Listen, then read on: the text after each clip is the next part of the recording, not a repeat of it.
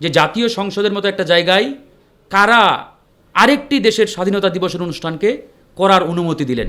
এখানে তো করার কথা না। তাদের জন্য অনুষ্ঠান করার 5 স্টার হোটেল আছে, রিসোর্ট আছে, কিংবা অন্য কোনো জায়গা আছে, কিন্তু একটি সাংবিধানিক প্রতিষ্ঠানে এরকম একটি জায়গায় কিভাবে করা হলো? তো আমার মনে হয় এটা সরকারের কাছ থেকে আমাদের জবাব চাওয়া উচিত, কারণ এটা অবশ্যই আমাদের খটকা লেগেছে এবং এটা কখনোই শুভ লক্ষণ নয় কিংবা ভালো লক্ষণ নয়। এদের যদি ন্যূনতম আক্কেল জ্ঞান থাকতো, এরা বুঝতো যে সকল নেতার পিছনে আমরা এতদিন স্লোগান দিয়েছি তারা তো আমাদের বিপদে কখনোই আমাদের কথা চিন্তা করে নাই। এই যে শেখ হাসিনা যখন পালিয়ে গেলেন, তিনি তার নেতাকর্মীদের কথা চিন্তা করেছেন যে আমি তো আর পালিয়ে যাচ্ছি, আমার তো কিছু হবে না, আমার যে নেতাকর্মীরা দেশে রয়েছে তাদের কি হবে, এই চিন্তা করেন নাই। তিনি তার জীবন বাঁচানোর জন্য তিনি কিন্তু নিরাপদে পালিয়ে গেলেন। সম্প্রতি এনসিপির জনসভায় হামলা হওয়াকে আপনি কিভাবে দেখছেন এবং এর পেছনে কারা আছে বলে আপনি মনে করেন? ধন্যবাদ আপনাকে। শুরুতেই বলে রাখি, আমরা একটি গণতান্ত্রিক রাজনৈতিক পরিস্থিতি বিনির্মাণের লক্ষ্যেই এই রাজনীতির মাঠে রাজনীতি করছি, আন্দোলন সংগ্রাম করছি।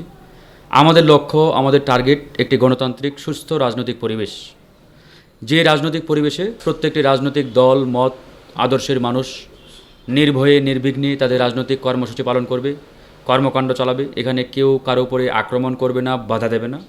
এটা হচ্ছে আমাদের মূলত রাজনৈতিক লক্ষ্য।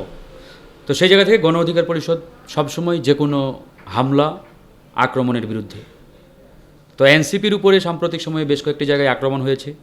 গতকালকেও তাদের উপরে ঢাকার অদূরে সাভারে তাদের একটি কর্মসূচিতে ককটেল বিস্ফোরণ ঘটেছে।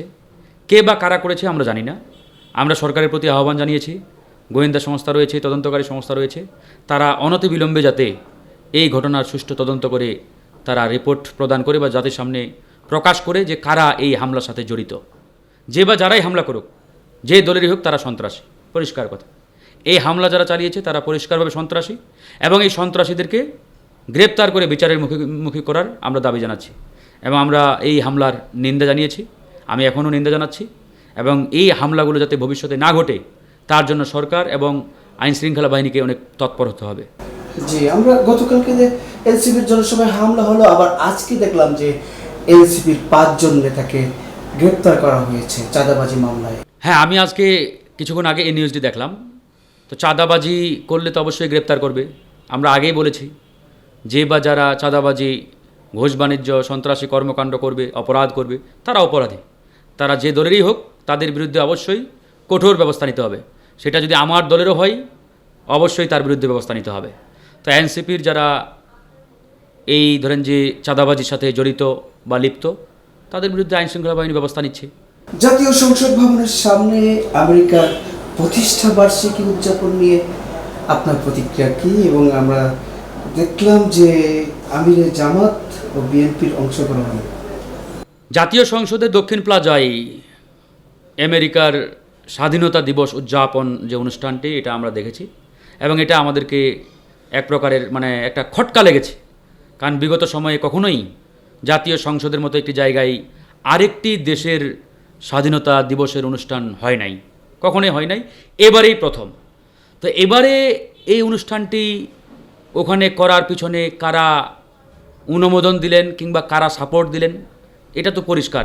যেহেতু একটি সাংবিধানিক প্রতিষ্ঠানে এই আয়োজনটা করা হয়েছে এবং এই সাংবিধানিক প্রতিষ্ঠানটির লিডিংয়ে কে আছেন?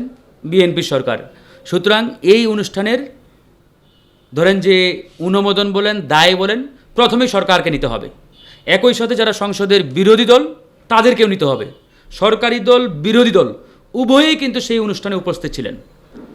তো সুতরাং সেখান থেকে আমি মনে করি প্রথমত এই ব্যাখ্যাটি সরকারের কাছ থেকে আমাদের চাওয়া উচিত যে জাতীয় সংসদের মতো একটা জায়গায় কারা আরেকটি দেশের স্বাধীনতা দিবসের অনুষ্ঠানকে করার অনুমতি দিলেন?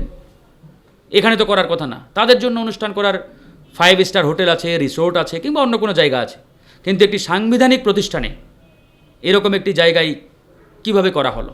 তো আমার মনে হয় এটা সরকারের কাছ থেকে আমাদের জবাব চাওয়া উচিত, কারণ এটা অবশ্যই আমাদের খটকা লেগেছে এবং এটা কখনোই শুভ লক্ষণ নয় কিংবা ভালো লক্ষণ নয়। এবং সেই অনুষ্ঠানে সরকারি দল, বিরোধী দল উভয়ই ছিলেন। সুতরাং এই দায় কেউই এড়াতে পারেন না, সরকারও এড়াতে পারবে না, আবার বিরোধী দল যারা আছেন সংসদের তারাও কিন্তু এড়াতে পারবেন না। জামাতের প্রতিনিধি এবং স্পিকারের ইরানে যাওয়া এবং আমেরিকার প্রতিষ্ঠা বার্ষিকীতে যাওয়া কি দ্বিচারিতা নয়? আমরা খালি চোখে যারা রাজনীতি করি বা দর্শক বা রাজনৈতিক সমর্থক জনগণ, আমরা অনেকভাবেই অনেক ঘটনাকে ব্যাখ্যা বিশ্লেষণ করি, কিন্তু যারা রাষ্ট্রীয় দায়িত্বে থাকেন, রাষ্ট্রাচার বলে একটা কথা আছে, নর্মস বলে একটা কথা আছে, কূটনীতি বলে একটা কথা আছে। এখন কূটনীতিক শিষ্টাচার থেকে ধরেন যে কিছু কাজ করতে হয়।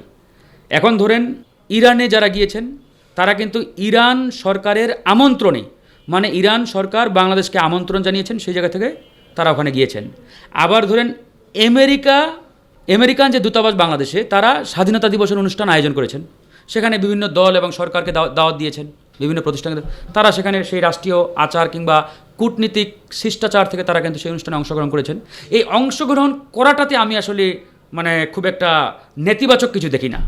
হ্যাঁ, এখন আপনি সেখানে গিয়ে কি বক্তব্য দিচ্ছেন আর কি বলছেন, এটা আবার অনেক কিছু মিন করে এবং অনেক কিছু এটা জনগণের সামনে কিন্তু ধরেন যে প্রকাশ করে আপনার বক্তব্যটা কী। এখন সেখানে গিয়ে আপনি এমন ধরনের বক্তব্য দিলেন যা আপনার অতীত বক্তব্যের সাথে কোনোভাবে সাদৃশ্য হচ্ছে না বা নয়, তাহলে তো জনগণ বুঝবে যে আপনি আসলে দ্বিমুখী মানে রোল প্লে করছেন। তো এটা হলে এটা অবশ্যই গ্রহণযোগ্য হবে না। তবে অনুষ্ঠানে যাওয়াটা বা অংশগ্রহণ করাটা আমি আসলে এটাকে নেতিবাচকভাবে দেখছি না, এটা স্বাভাবিক একটা কূটনীতিক শিষ্টাচারের মধ্যেই পড়ে। সোহেল তাজ ফেসবুকে পোস্ট দিয়েছেন যে শেখ হাসিনা দেশে ফেরার কথা বলে আবার নেতাকর্মীদের বিপদে ফেলার জন্য চেষ্টা করছে। সোহেল তাজ আমি মনে করি একটি রহস্যময় ক্যারেক্টার। সে ধরেন যে গণঅভ্যুত্থান পরবর্তী সময়ে সে এখন জনগণের পক্ষে অনেক সোচ্চার, তার এই অবস্থানকে আমরা সাধুবাদ জানাই, ধন্যবাদ জানাই।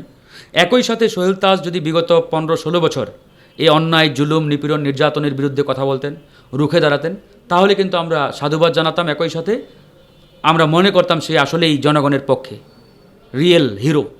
কিন্তু তিনি তো 15 বছর শেখ হাসিনার দুঃশাসনের বিরুদ্ধে তেমন কোনো কথা বলেন নাই। কারণ তার একটা মুখ দিয়ে বলা কথা আর অন্য 10-15-20 জন মানুষের মুখ দিয়ে বলা কিন্তু এক বিষয় না। তার একটা শব্দ, একটা বাক্য কিন্তু অনেক কিছু মিন করে, অনেক প্রভাব সেটা রয়েছে জনগণের মধ্যে। বাট সেটা কিন্তু আমরা বিগত 15-16 বছর দেখি নাই। তিনি কিন্তু আসলে জনগণের পক্ষে কোনো কথা বলেন নাই।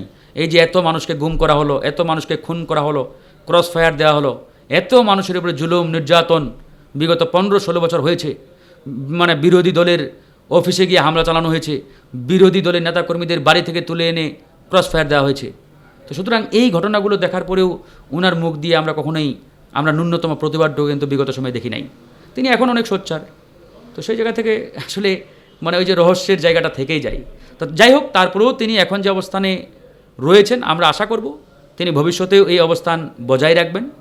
এবং শেখ হাসিনার বিষয়ে তিনি যেটি বলেছেন, এটি তো আসলে ট্রু। আজকে আওয়ামী লীগের যারা নেতা একটাও কিন্তু দেশে নাই, সবগুলো বিদেশে পালিয়ে গেছেন এবং অঢেল ধন সম্পদের মালিক বিদেশে অলরেডি পাচার করেছেন। এই বিলাসিতা টাকা পয়সা দিয়ে বিদেশে আরামায়েশে রয়েছেন। আর এই দেশের অবোধ বলবো না, আমি বলবো নির্বোধ কর্মী, এরা আসলে মাঠে নেমে ওই নেতার পক্ষে স্লোগান দিয়ে নিজেদের ক্ষতি নিজেরাই ডেকে আনছেন। এদের যদি ন্যূনতম আক্কেল জ্ঞান থাকতো, এরা বুঝতো যে সকল নেতার পিছনে আমরা এতদিন স্লোগান দিয়েছি, তারা তো আমাদের বিপদে কখনোই আমাদের কথা চিন্তা করে নাই। এই যে শেখ হাসিনা যখন পালিয়ে গেলেন, তিনি তার নেতাকর্মীদের কথা চিন্তা করেছেন যে আমি তো আর পালিয়ে যাচ্ছি, আমার তো কিছু হবে না, আমার যে নেতাকর্মীরা দেশে রয়েছে তাদের কি হবে, এই চিন্তা করেন নাই। তিনি তার জীবন বাঁচানোর জন্য তিনি কিন্তু নিরাপদে পালিয়ে গেলেন। তো এখন এই যে অবোধ নির্বোধ কর্মী যারা আছে, এদের তো এই বোধটুকু থাকা উচিত যে ওই নেতাগুলো তো আমাদের বিপদের সময় পাশে ছিল না, পাশে নেই। ওরা এক একজন ওই দুবাইয়ের শপিং মলে গিয়ে পরিবার নিয়ে, বউ বাচ্চা নিয়ে শপিং করতেছে, আরামায় এসে দিন কাটাচ্ছে। আর আমরা এখানে হামলা মামলার ভয়ে কিংবা ওই জেল মামলা নিয়ে দৌড়াদৌড়ির মধ্যে রয়েছি। আবার মিছিলের যে চেষ্টা করছে, গ্রেপ্তার হচ্ছে, জনগণের গণপ্রতিনিধির শিকার হচ্ছে অনেকে। তো এগুলো আসলে বোঝা উচিত।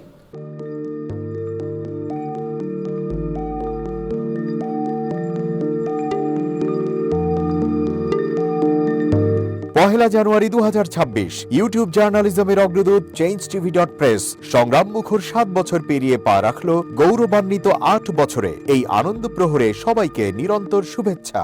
আমি নিজেকে ধন্য মনে করি, আমি সৌভাগ্যবান। চেঞ্জ টিভির পক্ষ থেকে আমার সাক্ষাৎকার নেওয়ার জন্য তারা আসছেন এবং চেঞ্জ টিভি দীর্ঘ 8 বছর ধরে এই কাজগুলি করছে। আমি তারা অনেক ভালো কাজ করেছেন, দেশের মানুষের সুখ দুঃখের কথা প্রত্যক্ষ তুলে ধরছেন। আমার আশা থাকবে চেঞ্জ টিভি সামনের দিকে উত্তরোত্তর আরো সমৃদ্ধি হবে। একটাই শুধু আমাদেরকে উপদেশ দিতে চাই তাদের কাছে, সেটা হচ্ছে সত্য কথাটা মানুষের সামনে তুলে ধরা, মানুষের ভিতরে কি চায় তাদেরটা তুলে ধরা, মানুষের প্রত্যাশা তুলে ধরা, এবং মানুষের মধ্যে এই যে দেশাত্মবোধটা এবং সত্যবাদীটা এটা জাগরণ করে চেঞ্জ টিভির সামনের দিকে এগিয়ে যাবে। এবং যারা দেশের কথা চিন্তা করে এবং দলমত নির্বিশেষে যে লোকগুলো আছে তারা দেশের কথা চিন্তা করে, দেশের উন্নয়নের কথা চিন্তা করে, কোনো পক্ষপাতিত্ব করে না, তাদের বক্তব্য দেশের মানুষের তুলে ধরা, এই কাজগুলি সামনে এগিয়ে নিয়ে যাবে, এটা আমাদের প্রত্যাশা। অনেক ধন্যবাদ আপনাদেরকে, দেশবাসীকে, দেশবাসী সবাইকে আমি ধন্যবাদ জানাচ্ছি। changetv.press এক ফোঁটা হলুদও নেই। আমরা শুধু আপনাদের কাছে একটাই আবেদন করব, মিথ্যার পিছনে দৌড়বেন না, সত্যকে ধারণ করেন, সত্যকে জনগণের কাছে তুলে ধরেন। সেটা যতই কঠিন হোক না কেন পিছপা হবেন না, ভয়ের কোনো কারণ নেই।